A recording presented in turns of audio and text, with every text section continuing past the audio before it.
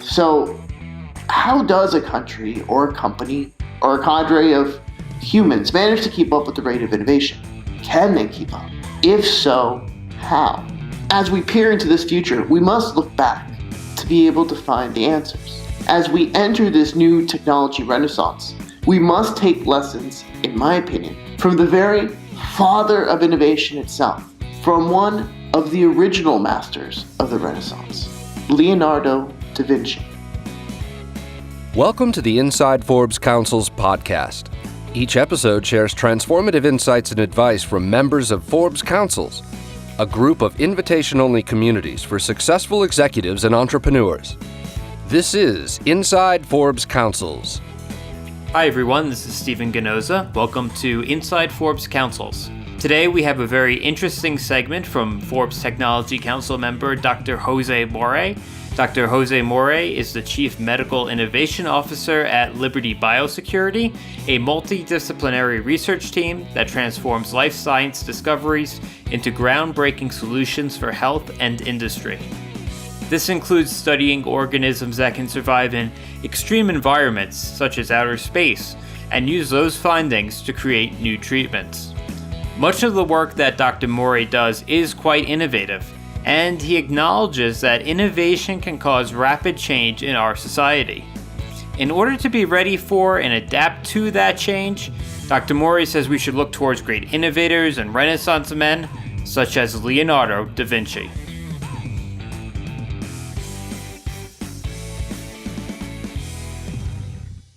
Hello everyone. My name is Dr. Jose Morey. I am the Chief Medical Innovation Officer for Liberty BioSecurity, where I help lead medical innovation across the enterprise. Previously, I was Associate Chief Health Officer for IBM Watson Health, where I helped develop new artificial intelligence technologies across the Watson Health initiatives. I've also held advisory positions for several accelerators, such as MIT's Solve and Ideas Accelerator, as well as NASA iTech, which is helping develop the future technologies that will allow us to reach and to colonize deep space. I also am faculty at the University of Virginia and Eastern Virginia Medical School and lead artificial intelligence and human augmentation at Singularity University. Today, I'd like to talk to you about innovation. I'd first like to start speaking to you about a book by Thomas Friedman called Thank You for Being Late that helps set up the discussion about how difficult it is to be innovative in today's age.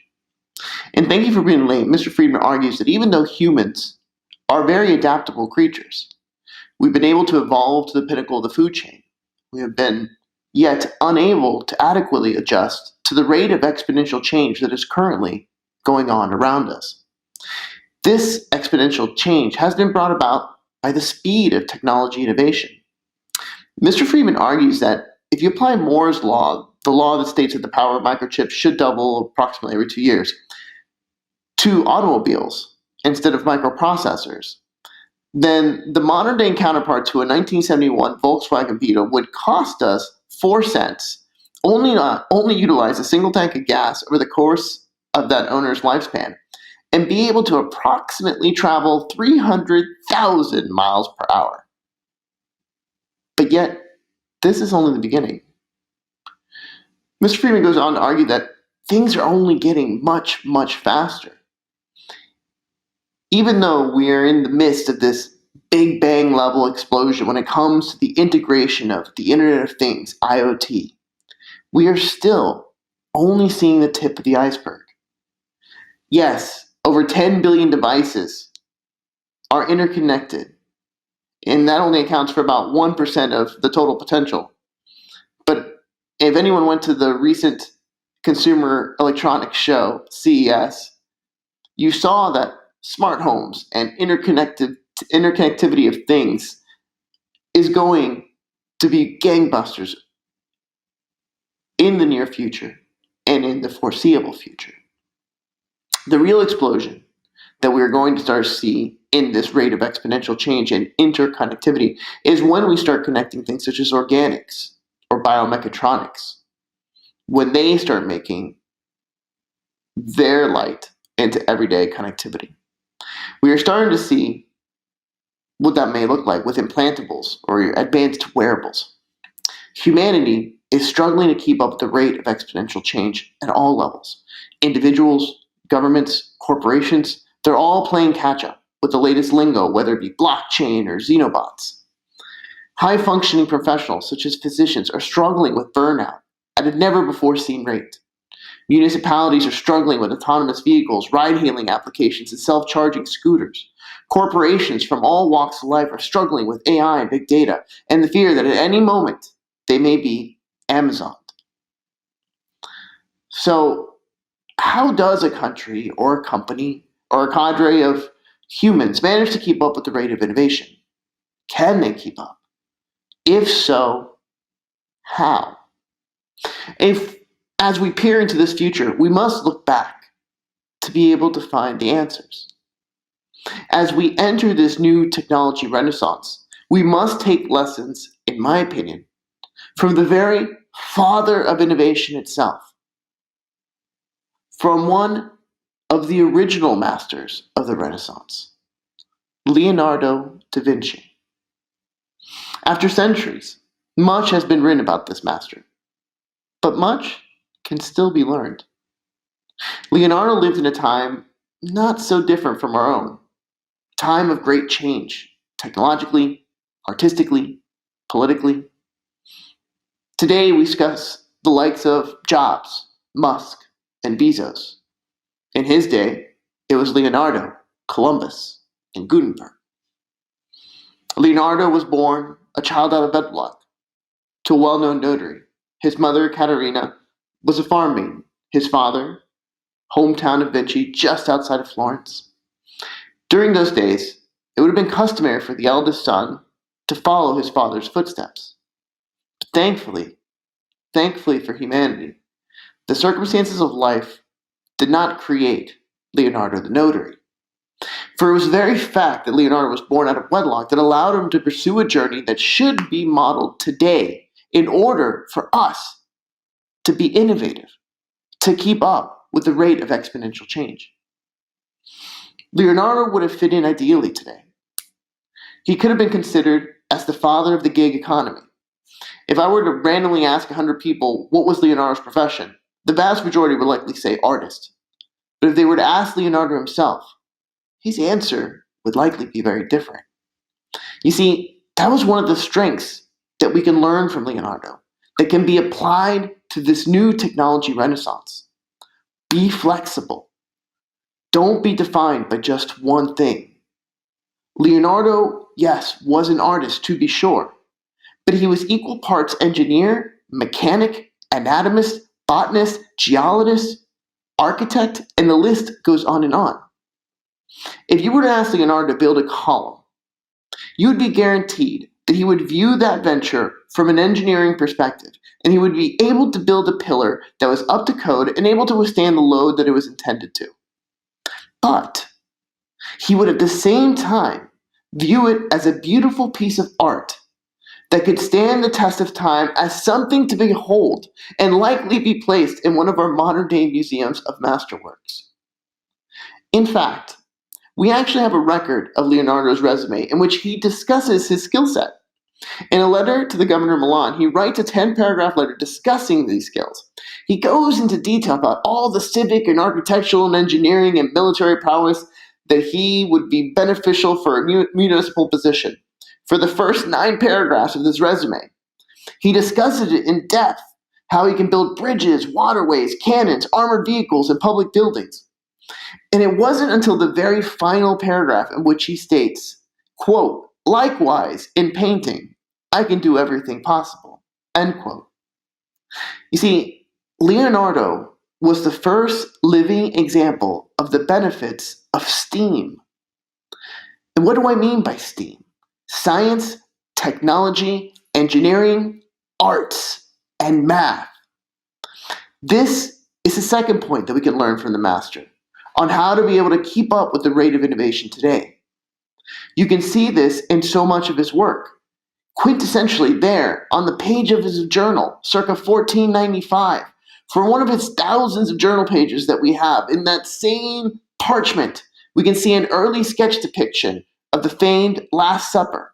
And at the same time, you can find sketches of geometrical studies of how to square a circle, and then a passage of mirror script writing, which Leonardo developed to be able to protect his inventions. We can also see in his iconic symbol of steam, the Vitruvian Man, in which we find a perfectly proportional man inside a circle, inside a square. Time and time again, you can find examples of how his study of science begat better art, and how his study of art begat better science. You can see it in his study of anatomy of the face, how the cheekbones are structured, or how the muscles of mastication hug the osseous structures, just juxtapositioned by the master's most memorable smile in that masterpiece that we now know as the Mona Lisa. Or how his study of the anatomy of the torso, magnificently portrayed in St. Jerome in the Wilderness. His study of optics is brazenly brought to light in the Last Supper, in what would later be coined as Renaissance linear perspective, in which all the lines that are created throughout that portrait drive the viewer to look towards the center. There in the center where the Christ sits among his disciples in that famed final dinner before the betrayal at the Garden of Gethsemane. But you can see the symbiosis of art and science throughout any of the thousands of pages of Leonardo's journals, whether it's his depiction of architecture or of birds or eddies in a stream. All are perfect pieces of their particular science, and at the same time perfect pieces of art. It is this symbiosis which we see alive and thriving today, whether it be the iPhone or the Hyperloop. Art begets science, and science begets art. STEAM. It was Steve Jobs himself that would famously show on a slide two intersecting streets, one labeled engineering, the other labeled art. He would signal to that intersection where the two streets met and say, that point there, that is where innovation occurs. The integration of STEAM has been the foundation of many other great inventors, not just Leonardo da Vinci, not just Steve Jobs. Ada Lovelace herself, the famed daughter of a poet and a mathematician. She is credited with creating some of the original computational algorithms considered the beginning of computer programming. Albert Einstein, another famed polymath, who we all knew about his famous contributions to physics, but he often said that when he faced consternation with a difficult mathematical problem, he would turn to playing the violin to help him think. This is not surprising, as the study of art is known to improve critical thinking amongst many mental and physical health benefits. Oftentimes, when I get consulted to build a group to overcome a challenge for a client, I include and at times restructure the team dynamics to make sure that an artist is part of the group to help bring a vastly different perspective to the problem-solving process, regardless of what that industry is. Oftentimes, I get asked to come help, obviously, with technology innovation. So I'm dealing with many mathematicians, scientists, engineers, technologists, but often they don't have anyone with an extensive background in the arts. And this is often integral to be able to be innovative. That combination of arts and science driving the core of innovation. Another skill in which Leonardo practiced that can be applied to the new machine age was lifelong learning. Long gone are the days in which an expert can rest on their laurels, both professionally and academically. One must continue to learn in all fields to help strengthen their core skills and to develop new ones. I like to call it being a jack of all trades and a master as needed. One has to be able to speak at a basic level on all sciences today, regardless of the field, and be prepared to deep dive when an expert is needed. This is because so many sciences are now overlapping, It is no longer an innovation in one's own field or industry that will come in and displace a business. It is often the innovations going on in fields that have traditionally been in their blind spots. It hasn't been improvements in combustion that has shaken the car industry. It's been electric motors. It hasn't been a new taxi company that has threatened commuter transport industry. It has been software, mobile devices, and microprocessors through applications such as Lyft and Uber. It hasn't been lower income clinicians that have upended healthcare, but neural networks and machine learning through AI applications. Another attribute that kept Leonardo at the cutting edge of innovation, the fourth lesson that we can learn, his insatiable curiosity. If we remember his non-conventional beginnings, this allowed Leonardo to not have to have structured learning. That would have been required as a legitimate eldest son. But due to his circumstance, this allowed him to delve into any and all fields of study. This type of study allowed one science to beget another science. I often get asked if I believe my medical background is helpful or a hindrance in technology innovation, and if the work I do in aerospace or artificial intelligence affects my practice of medicine. My answer is, it all augments each other. My critical thinking that I've honed through meticulous medical training allows me to quickly diagnose what ails a particular client or situation. My study of physics helps me understand the benefits and limitations of medical technology, and now my study of computer science and data management helps me understand the best implementation of AI in healthcare and other industries. From Leonardo's life, we see this depicted over and over as his study of optics affected his architecture or his study of birds in flight affected his engineering. This insatiable curiosity caused him to always ask questions and to seek out those whom he felt knew more than himself. This teaches us another lesson in the age of innovation, and that to learn, we must first be honest about our limitations. Regardless of what status or success we might have, in life, many of us stop learning after a certain age or level of success. In psychology, this paradox is known as transitioning from being a learner to being a knower. This phenomenon actually affects the highest achievers amongst us the most. The better we were as learners in our younger years, the more this paradox affects us when we become considered experts, quote unquote, by our peers or even ourselves. This causes a negative reinforcement cycle via self-presentational bias, where we wish to remain an expert, but we're paralyzed from learning and asking questions due to the fear of being thought an imposter. The other rate-limiting step tends to be the spotlight effect, the fear that others are constantly watching your every move to analyze your mistakes. Leonardo never left the learning stage. He was known as someone who constantly sought out knowledge from all around him. He was never afraid to ask questions, to learn more about what he called, quote, the infinite works of nature, end quote. From his journals, Leonardo can be seen as an active learner, constantly seeking out others to augment his knowledge. He would write about needing to find a master of arithmetic to help him find out how to square a triangle. He penned that he needed to find and speak with Mazzei Faccio, who at that time was a professor of law and medicine in Pavia, to ask about proportions.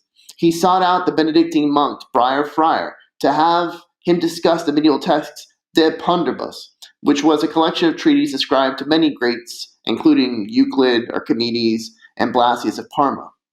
And on the same journal page, he noted, Leonardo, that he needed to see Giannani the Bombardier because he wanted to understand how to better build walls. But the greatest lesson of all on innovation that we can learn from the master is that ultimately, despite all our successes, despite everything we have learned, that ultimately we are all still human. This view of Leonardo was not always the case. One of his early biographers, the 16th century artist Giorgio Vasari, famously stated, quote, sometimes, in supernatural fashion, a single person is marvelously endowed by heaven with beauty, grace, and talent, in such abundance that his every act is divine, and everything he does clearly comes from God, rather from human art, end quote. we as humans, we often tend to deify those who seem to achieve where others have failed. But Leonardo was anything but divinely inspired. For all of his success, he was prone to not finishing tasks. He often would go off on tangents, which is why he has fewer finished works among some of his other contemporaries. And if we go back and recall that resume that I mentioned that he sent over to the magistrate of Milan when he was applying for that municipal position, most of the things he stated, those accomplishments, it was mere propaganda. Leonardo was fallible. But it is this fallibility that can give all of us hope. Because it shows us that the skills that made him great are the skills that we mere mortals can train. Skills of insatiable curiosity, thirst for knowledge, willingness to ask questions, lifelong learning, and diversification of study are all things that we can instill in our lives, in our schools, and in our curricula, to better acclimate to the rate of exponential change that is occurring all around us. You see, Leonardo's time was a time very similar to ours. This is why we have much that we can learn from the master. His ability to combine art, science, technology, the humanities, and imagination remain an enduring recipe for creativity. Above all, it was Leonardo's relentless curiosity and experimentation outside of his comfort zone, which we should all strive to instill, both in ourselves and in our children.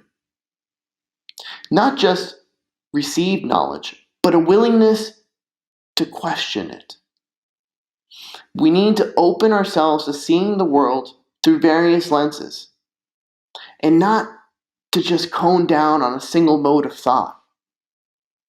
We need to strive to observe the world like the master observed the world. The way sunlight bounces off a tree.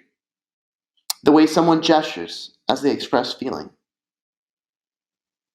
The way an instrument may feel in our hand. We need to be willing to sit with someone new every week and be willing to learn from them. Speak with someone from different backgrounds, different experiences, different expertise. Learn about what is it that they do and how is it that they do it better than we do. All of these are the seeds of innovation.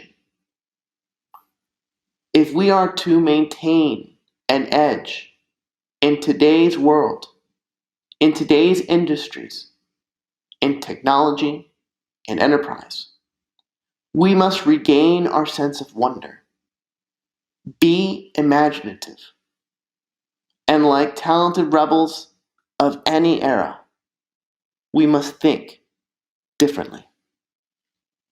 Thank you very much.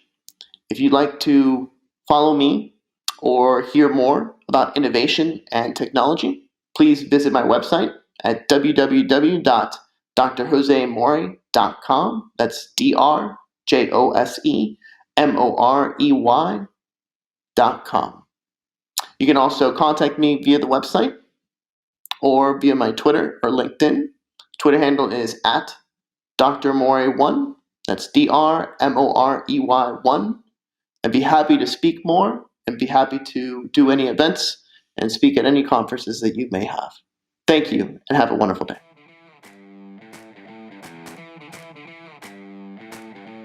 If you'd like more content on innovation, So as change accelerates, leaders can no longer be on top of everything. We need to focus first on getting the best outcome from the organization above being right. If you're going to be a champion for change, look for success stories in industries or companies facing similar challenges and learn from their mistakes. Talk to people from other industries. Don't be shy to ask them to share how they handle similar problems. If you haven't already, check out episode 40 on fostering innovation in the workplace, where we were joined by Alex Goryachev, Ron Cogburn, Masha Sharma, and Maureen Metcalf. Well, that's all we have for today. As always, thank you for listening. This has been Inside Forbes Councils. Please be sure to subscribe to us on iTunes, Spotify, or wherever you get your podcasts. If you're a member of the Forbes Councils and would like to participate in our podcast series, please email your member concierge. If you're interested in joining a Forbes Council, learn more at forbescouncils.com.